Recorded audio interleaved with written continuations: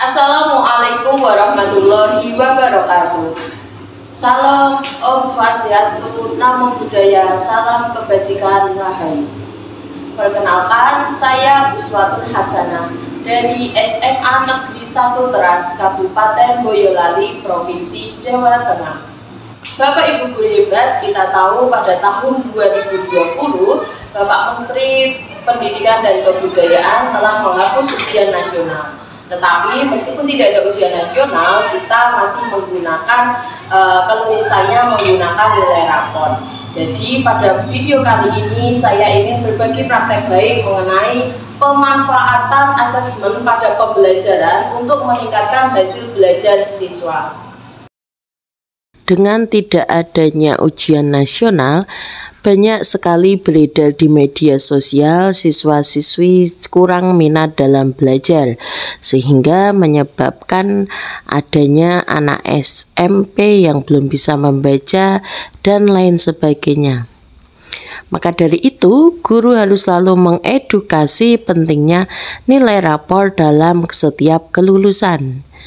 Di dalam pembelajaran kita menggunakan assessment. Nah, assessment inilah yang akan kita jadikan sebagai dasar dalam pembuatan nilai raport. Setiap assessment yang kita lakukan pada pembelajaran seharusnya guru menyampaikan tujuan dari assessment tersebut. Menurut fungsinya, jenis-jenis assessment ada 3. Yang pertama, assessment for learning. Yang kedua, assessment as learning. Dan yang ketiga, assessment of learning. Assessment for learning dilakukan sebelum pembelajaran. Assessment ini digunakan untuk menentukan strategi yang akan digunakan oleh guru dalam kegiatan pembelajaran nanti. Assessment for learning dapat dilakukan dengan menggunakan tes diagnostik atau pre-test. Assessment ini dilakukan untuk mengetahui sejauh mana kemampuan atau kompetensi yang dimiliki murid sebelum pembelajaran dimulai. Hasil dari assessment ini nanti guru dapat menjadikan siswa ke dalam beberapa kelompok, sehingga nanti pada kegiatan pembelajaran atau kegiatan inti guru dapat melakukan diferensiasi proses. Yang kedua, assessment as learning, yaitu penilaian yang dilakukan ketika proses pembelajaran sedang berlangsung. Penilaian ini dapat dilakukan dengan menggunakan tes formatif. Tes formatif dapat berupa checklist, observasi, wawancara, dan lain sebagainya. Penilaian ini dilakukan untuk mengetahui apakah murid sudah mencapai tujuan pembelajaran pada pertemuan tersebut. Penilaian formatif juga dapat dilakukan dalam bentuk tes tertulis. Berikut adalah contoh kegiatan saat guru melakukan observasi saat kegiatan proses pembelajaran, di mana guru melihat satu persatu murid apakah sudah mencapai tujuan pembelajaran pada pertemuan tersebut. Assessment of learning dilakukan di akhir pembelajaran atau dilakukan setelah satu materi selesai.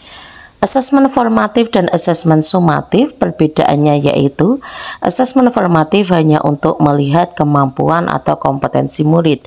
Tetapi kalau asesmen sumatif, hasil dari asesmen sumatif dilakukan untuk ikut proses dalam perhitungan nilai rapot. Ulangan akhir semester dan juga ulangan kenaikan kelas itu juga merupakan contoh tes sumatif. Perlu kita ketahui bahwa seorang guru dalam melakukan asesmen harus selalu menyampaikan tujuan dari asesmen itu untuk apa. Setiap penilaian siswa selalu menyampaikan tujuan dari penilaian tersebut, sehingga saya jadi tahu arah atau alur setiap nilai yang saya peroleh. Selain asesmen pembelajaran yang saya lakukan di kelas, saya juga melakukan pembelajaran di luar jam sekolah. Seorang guru harus mendukung dan mendorong perkembangan minat dan bakat murid. Beberapa siswa ada yang melakukan dispensasi pembelajaran karena mengikuti kegiatan OSIS atau karena mengikuti persiapan lomba ekstrakurikuler yang diikuti siswa tersebut, sehingga beberapa siswa tentu ketinggalan materi di kelas. Bagi saya, pengabdian tidak selalu dengan mengajar di daerah 3T, tetapi pengabdian selama dia bekerja tempat tersebut, maka seluruh raga dan pikirannya fokus terhadap perkembangan sekolah tersebut. Jadi ketika ada siswa yang melakukan dispensasi pembelajaran, maka saya berkewajiban untuk memberikan pembelajaran di luar jam pembelajaran agar siswa tersebut tidak ketinggalan materi yang ada di kelas. Saya senang sekali karena saya sering dispen dan saya sering meninggalkan jam pelajaran matematika. Saya meminta Bu Uswa untuk meluangkan waktu setelah jam pulang sekolah untuk memaparkan materi yang ketinggalan di kelas seperti teman-teman yang lain.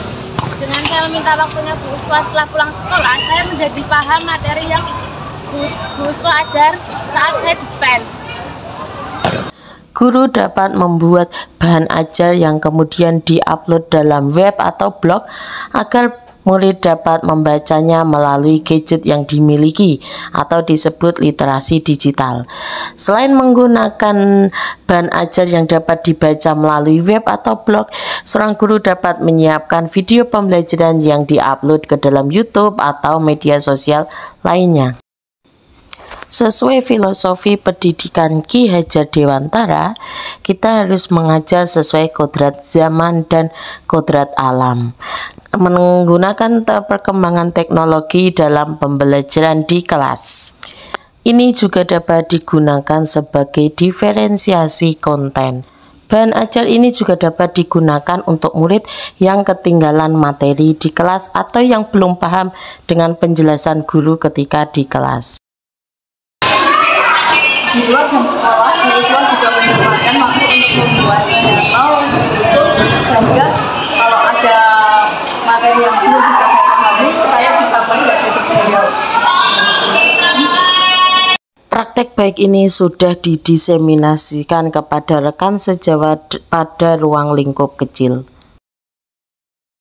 Setelah dijelaskan mengenai jenis-jenis penilaian dan fungsinya, sekarang saya lebih memahami bagaimana penilaian seperti apa yang akan saya pakai di setiap kelas. Bapak Ibu guru hebat, dengan melaksanakan asesmen sesuai fungsinya pada pembelajaran kita, semoga dapat meningkatkan hasil belajar murid. Bapak Ibu guru hebat, demikian praktek baik yang dapat saya sampaikan. Semoga ini bermanfaat dan menginspirasi kita semua. Semangat Bapak Ibu guru hebat, terima kasih. Wassalamualaikum warahmatullahi wabarakatuh.